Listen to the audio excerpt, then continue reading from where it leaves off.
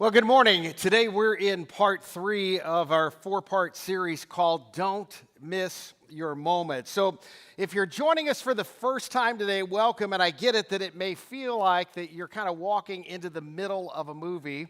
So let me just take a minute to kind of catch you up. This entire series is built around one simple idea. There are some moments in life you just can't afford to miss, right? There are opportunities and decisions, conversations and seasons that are so significant that once they pass, you don't always get another chance. And come on, we've all experienced that. You look back and you think, man, I should have said something, or I should have taken that opportunity, or why didn't I see what God was doing right in front of me?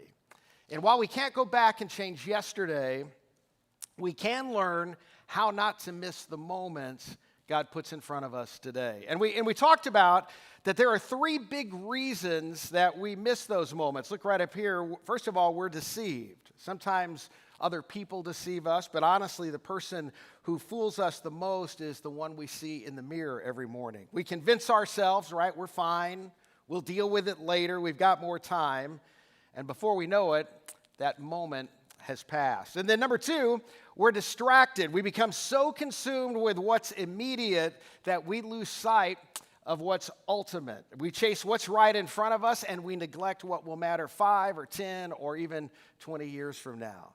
And one day we look back and we think, I only had one opportunity to get that right and I missed it. And I don't want that for me. And I don't want that for you. And then we talked about, number 3, we're disobedient. And whether you're a committed follower of Jesus, or maybe you're still exploring faith, or maybe you've come from a completely different faith background, I'm telling you, if you just look at that season of life that produced your greatest regret, there really is a good chance that if you had been living according to the teachings of Jesus, right, you would have avoided much of that regret. So in this series, the goal is not to make you or me more religious. Rather, it's learning to avoid the things that cause us the unnecessary regrets. And I want us to discover that the way of Jesus really is the best way to live. So at Springbrook, we're not trying to become people who just believe the right things. We want to encourage and provoke you to become people who actually live the things that Jesus taught. Because at the end of the day, life isn't transformed by what we know, it's transformed by the resiliency of following Jesus. Well, then last week we turned the corner and we started talking about 3 things we simply can't afford to miss. And surprisingly, or not really surprisingly, the very first one was this: don't miss Jesus, right? And we talked about why so many people, even sincere, well-meaning people, and yes, even some Christians, can miss or dismiss Jesus. The goal wasn't to convince you to be more religious. The goal was much simpler than that, to be curious about your faith and to not miss Jesus. So today we're going to talk about the second of the 3 things that I don't want you to miss. And I'm convinced that if we miss this one, we will look back someday with an unnecessary regret. But before I tell you what it is, I want to make an observation to those of you in the room and those of you joining us online. I don't know your story. I don't know what your family has been like and what you've experienced or what you've lost. I don't even know what you're carrying in this room today. And I'm not naive enough to think that this is a simple subject, partly because of my own life, but also because of what I've had the privilege of doing for more than 40 plus years. As a pastor, I've been invited to some of the most beautiful moments families experience, and some of the most heartbreaking. I've heard stories that would inspire you, and stories, honestly, that would absolutely break your heart. So if as I'm talking today, you're thinking, Matt, you don't know my story, I just want to clear it up for you. You're right, I don't. But there is someone who does. God knows your story. He knows your hurts, your disappointments, your regrets, your hopes for what still could be. And that's why what we're talking about today matters so much, and it's this thing right here: family. Now, family is one of those subjects that's not emotionally neutral, right? For some of us, words like father, mother, husband, wife, son, or daughter, they bring a smile to our face. For others, those same words awaken disappointments or loss or conflict or pain. I mean, isn't it true that family can be both the greatest blessing in life and the greatest challenge? It can bring our deepest joys and at times our deepest wounds, which is exactly why this conversation today matters. And because I know this is such a personal and emotional topic, let me go ahead and get one thing out of the way. So I want to state something and get the elephant out of the room that's obviously true. No one you're related to is as smart as you. Right? I mean, somehow, all the common sense in your family just drifted in your direction. And you don't know how it happened, but it just did. And if everyone would simply listen to you and do what you've been telling them to do for years, right, your family would be happier. Thanksgiving would be less awkward. And honestly, the world would be a better place. Now, I get it. It's not that you think you're perfect. It's just that you're a little more perfect than they are, right? You have insights they don't have. You've learned from other people's mistakes. And if there's dysfunction in your family, come on, part of the problem is that nobody seems to be willing to listen to you.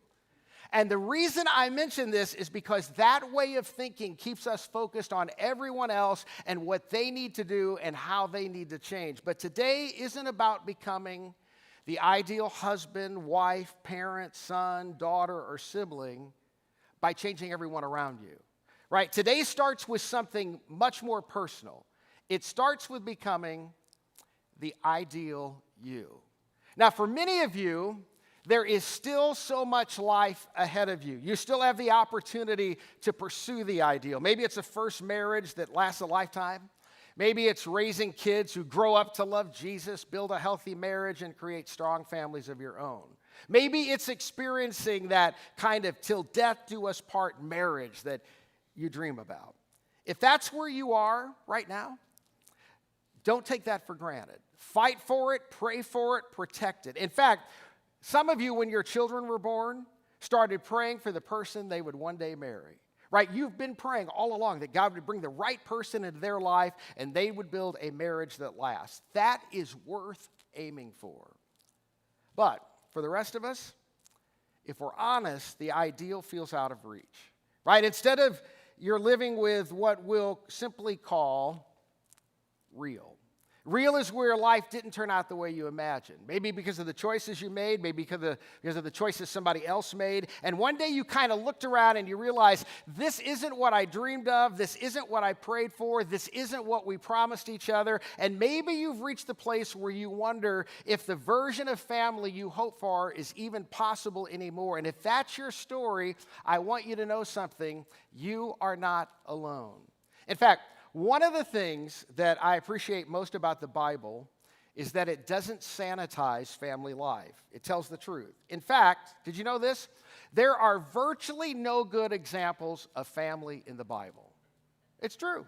I mean, most of the families we know anything about in Scripture are a mess. They struggle with jealousy, deception, favoritism, betrayal, adultery, abuse of power, conflict, rebellion, and broken relationships. See, the Bible doesn't pretend healthy families are easy, and it shows that God has always worked through broken families, and here's why.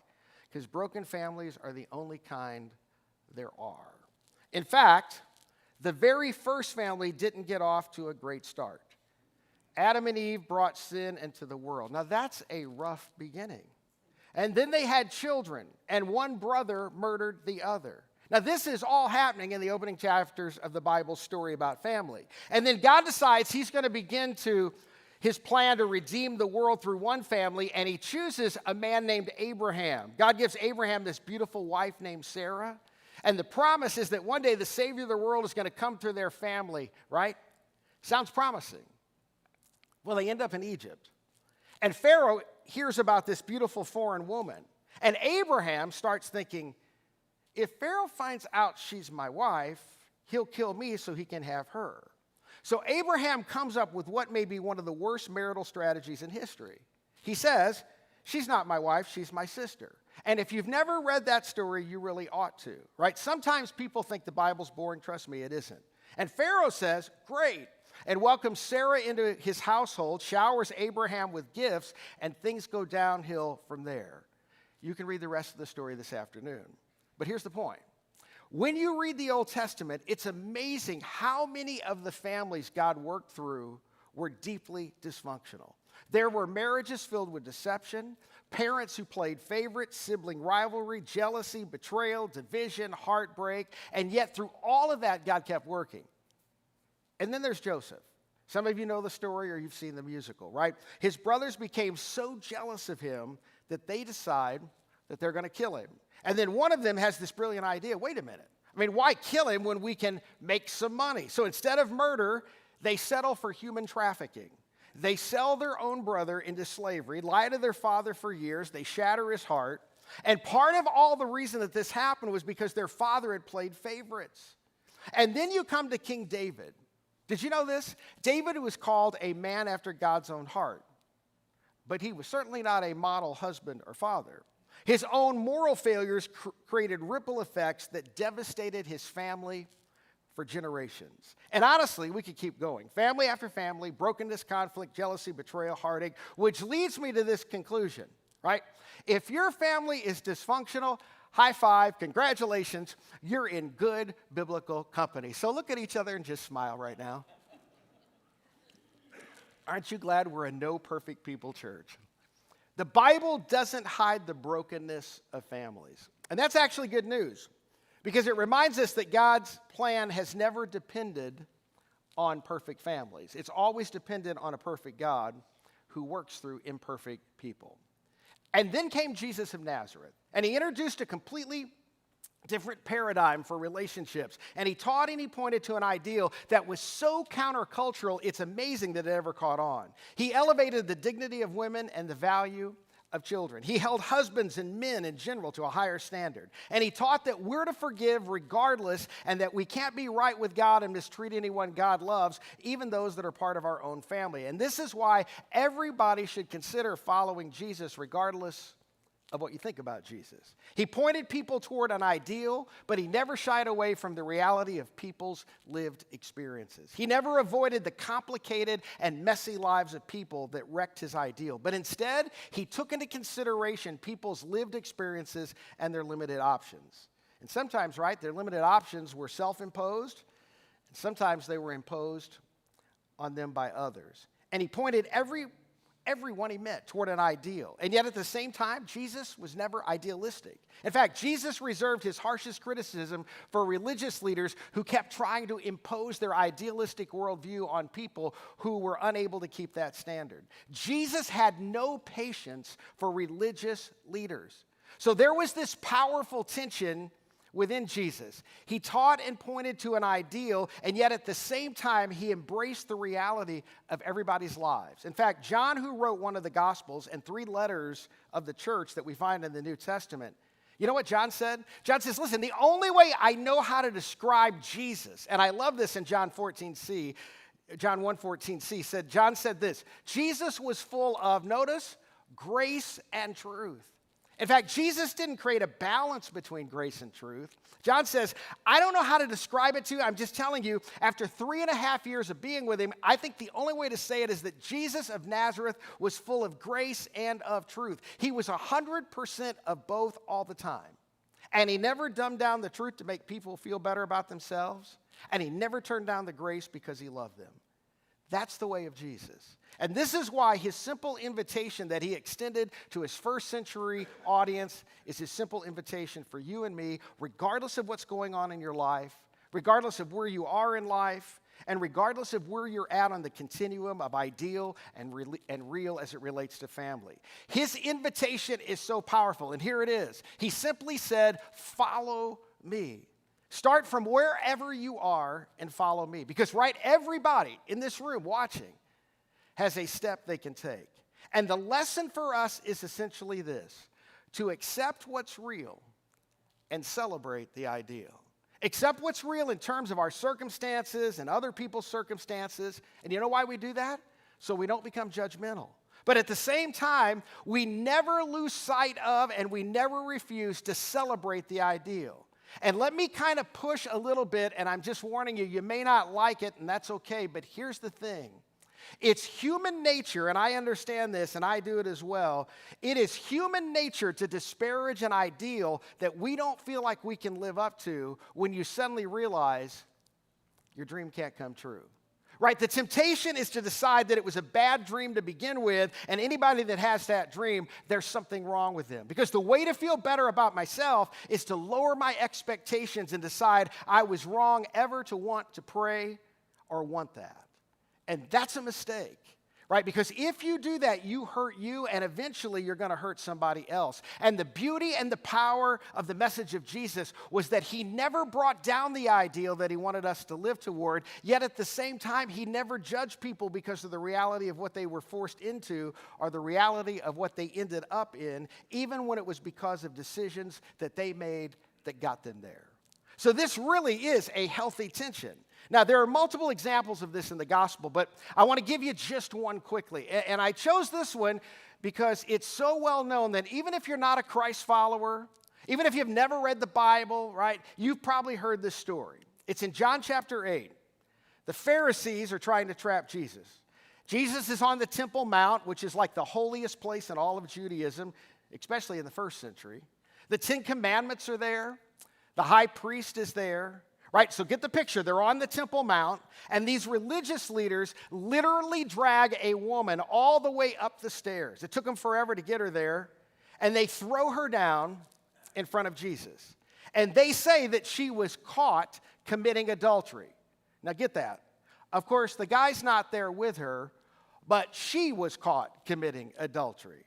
And they're trying to trap Jesus because they know that this is an easy one. The law even tells us exactly what's supposed to happen to somebody who's caught committing adultery. So her life and her reputation in the community is ruined. Because if this many men know about this, her life will never be the ideal. In fact, most likely after this incident, she's going to have to leave the city. And if you know the story, Jesus runs off all the self-righteous accusers, and then he kneels down, literally kneels down, and starts scribbling in the sand with his finger. Now he's there alone with this woman. She's standing there alone, and we have no idea what she wrote. But John, I'm just telling you, John Apple, I did some research. I think I figured it out.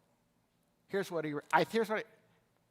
It takes one to know one. No, that's probably not what he wrote. I don't know what he wrote. So then he stands up, right? And we can't even imagine this moment because there are hundreds of people milling around. And he looks around and he says this. Look up here, John 8:10. Where are they? Right? The ones who condemned you. Has no one found you guilty? Has no one condemned you to death? Is there no one here to render punishment to your circumstances? Verse 11. No one, sir, she said. Right? There's only one person left. And Jesus says that neither do I. And I know that you're like, whoa, time out, Matt.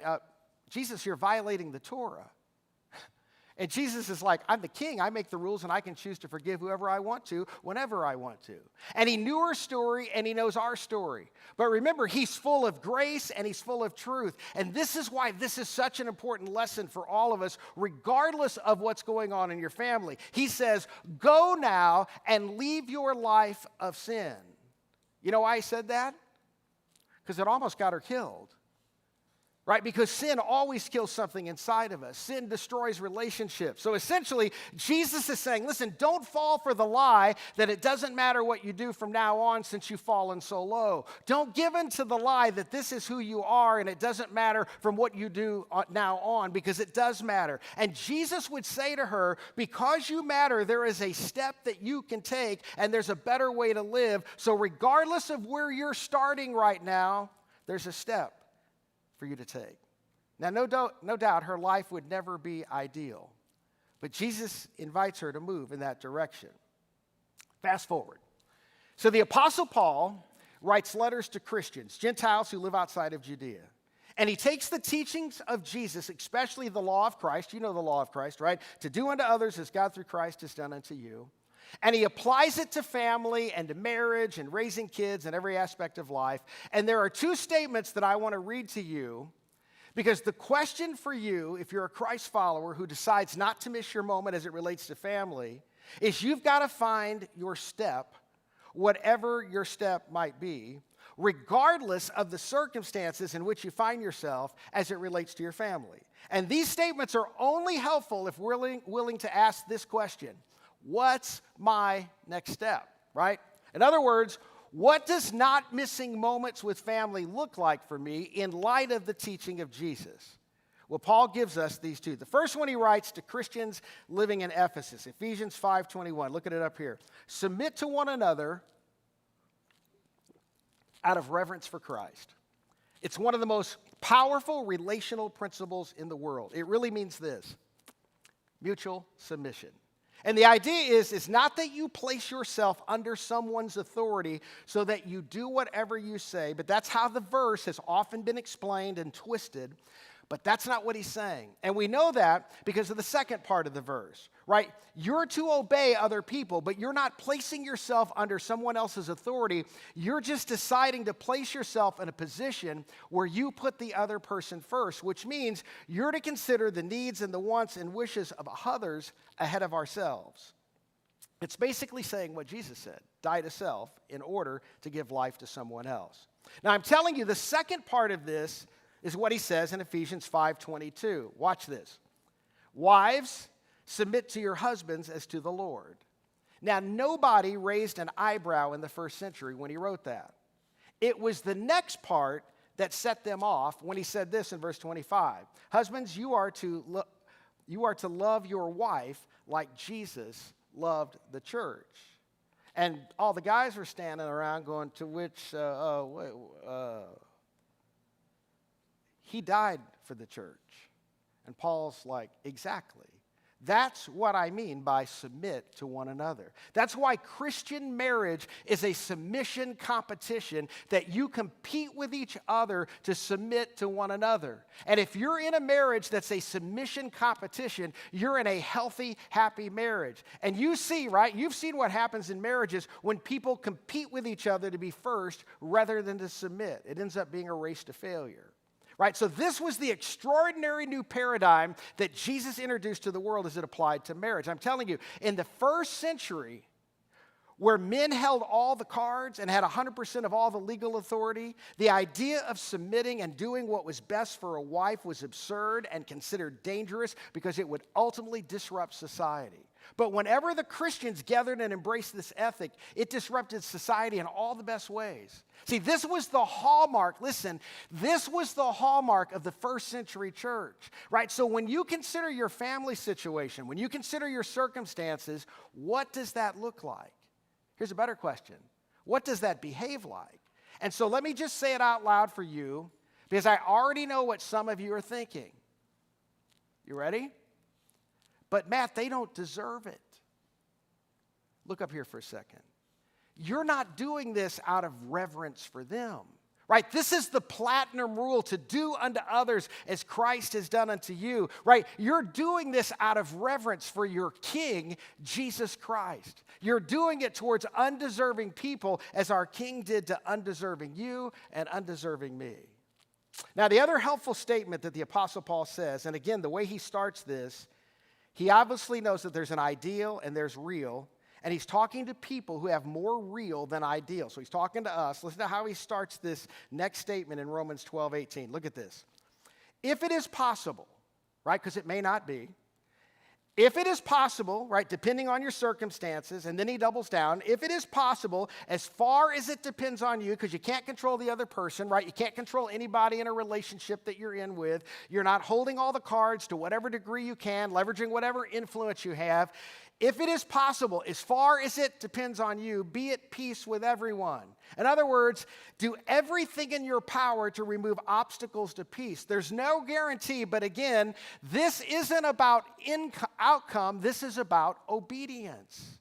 This is about doing for others what God through Christ has done for you. There was no if you're a Christian, right? There was no guarantee that you would respond to the grace of God by accepting it. And yet Jesus paid for your sins anyway. This isn't about outcomes. This is about living out the way of Jesus in your family and your world. To do everything in your power and my power to remove every obstacle to peace. And the question is, what would that look like? And the truth is, I don't know your situation. But let me just say what you're thinking again. In many cases, reconciliation, like I'm going to fix this relationship because of something I do, reconciliation is impossible. In fact, know this, reconciliation may be unhealthy. Reconciliation may be unavailable. But here's the deal. What can you do to remove any unnecessary obstacle to peace between you and that other person? Now listen, look. What if your goal wasn't simply reconciliation, right? What if your goal was simply no more regret? That when I lay my head on my pillow at night, my conscience is clear because I've done everything I could possibly do, right? I put the welcome mat out if that's appropriate. I've built my side of the bridge. I've cleaned up all the messes that I created. I've done everything I can do, and I pray, Heavenly Father, I've done all I can. The outcome is in your hands. What would that require? Listen, don't miss that opportunity because it's going to clean out your heart. And don't miss that opportunity because doing all you can do may unlock something in them that they don't know how to unlock on their own. Make the first move like your Savior made the first move because there's usually something we can do. Now, I get it.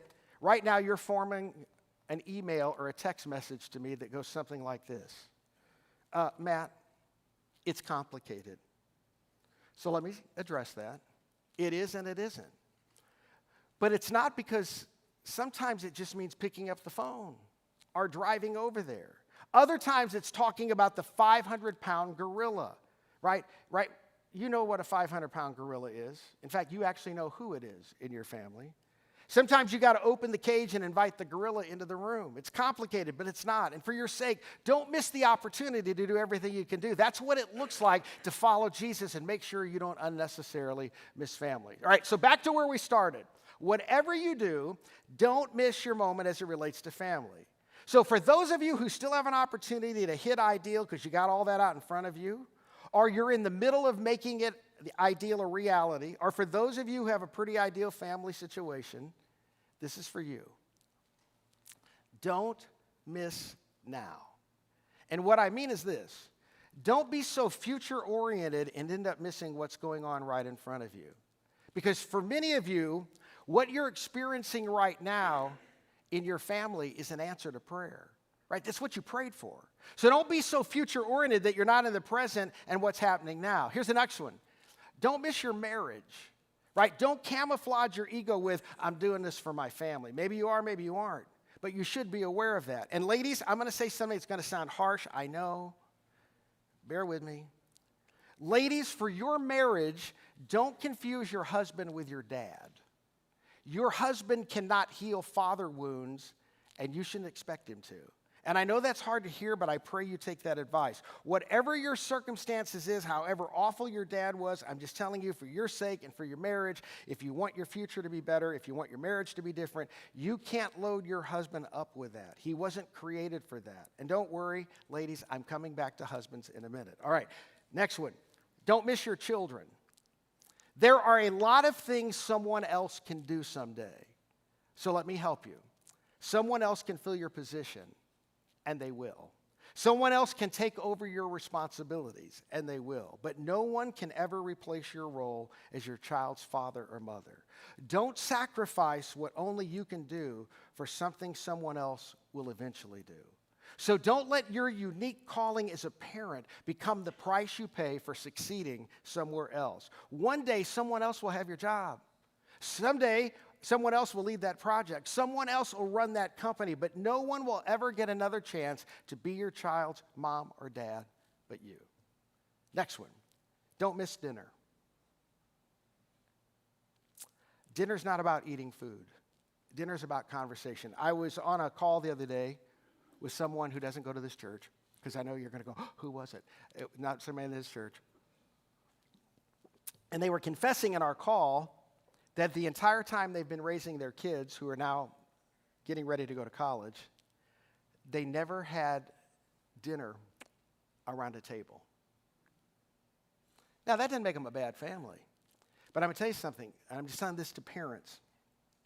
Dinner's not about food. Dinner's about a conversation, right? In fact, Rachel and I don't have any kids at home. We still eat at the table. She does the talking. No, that's not how it goes. Next one.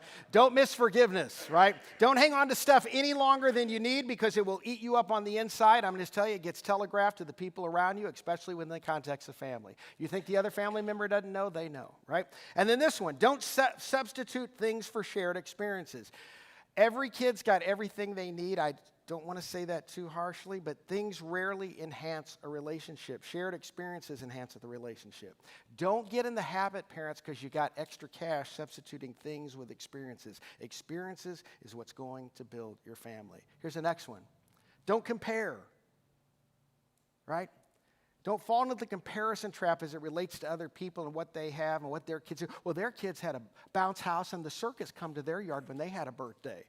Well, they're more in debt than you are. Relax, all right? Next one. Don't keep score, right? The scorekeeper always loses relationally. Quit opening that file and reminding her or of him of what they already know.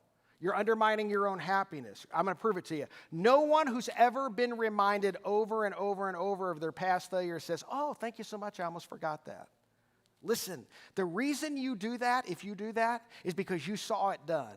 I got cards, I'm holding them over you, and just at right time, like Easter dinner, I'm about to launch it. Do something different. Start a different sense of what family's all about. Here's the next one as it relates to your marriage. Don't resist help. If you don't want to miss your moment with family, then don't miss getting help. And for many men, so ladies, here's the men part. For many men, this can be hard to admit, but we're not designed to do this alone. You're not designed to carry the responsibility that we carry as men alone.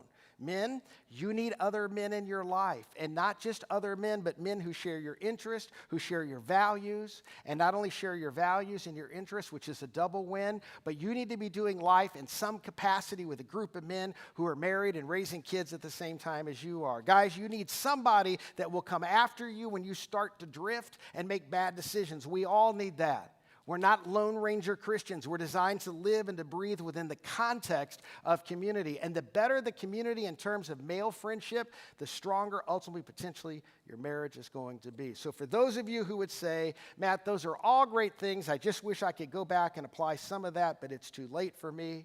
For those of you with more real than ideal, here's what I would say to you again. It's so important for your heart to hear. Don't miss your opportunity at reconciliation. Time is short.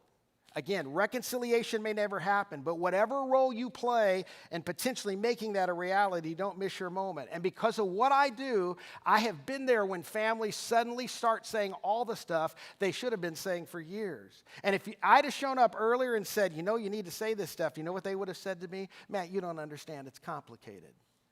And then they're in a hospital room, and it just doesn't seem all that complicated. Listen, I've literally seen adult children drape themselves over a casket having a conversation they should have had years before because they thought it was too complicated. Don't allow yourself to be deceived or distracted when it comes to reconciliation. You may not have everything you hope for, dreamed for, prayed for as it relates to family, but don't let your grief cause you to miss what you do have. And don't let your legitimate grief and sorrow cause you to miss what could be and what you could do next, regardless of whatever your current situation is. Because this is the power of the teaching of Jesus. And you know what Jesus would say to you? He would say, I get it. I've seen your whole mess. Here's what I want you to do. Follow me. There's always a step. So as far as it depends on you, don't miss that opportunity in this area because it has its own rewards. And then lastly, for those of you who would say, Matt, I know ideal evaporated years ago. I screwed it up. I've made so many mistakes. It's not even a possibility. Here's the last thing. Don't miss what's next. And here's what I mean by that. There's an opportunity to serve and an opportunity to love because there's a kid somewhere, right, that you have something in common with his or her family, and they missed ideal by a mile, and they need someone who understands, and they need someone who can navigate real. And this is how, listen, senior adults especially, this is how you turn your ashes to beauty. This is how you ensure that your sorrow is invested and not wasted. And there's joy in that. And I get it. It may never be worth the pain that you felt, and it probably won't be worth perhaps the price that you pay. But there is joy and redemption there. And you'll find Jesus there because the way of Jesus and the way of Jesus and how he takes us is forward. Because regardless of where you're starting from, regardless, there's always a next step. So please, whatever you do, Don't miss family. Listen to this song.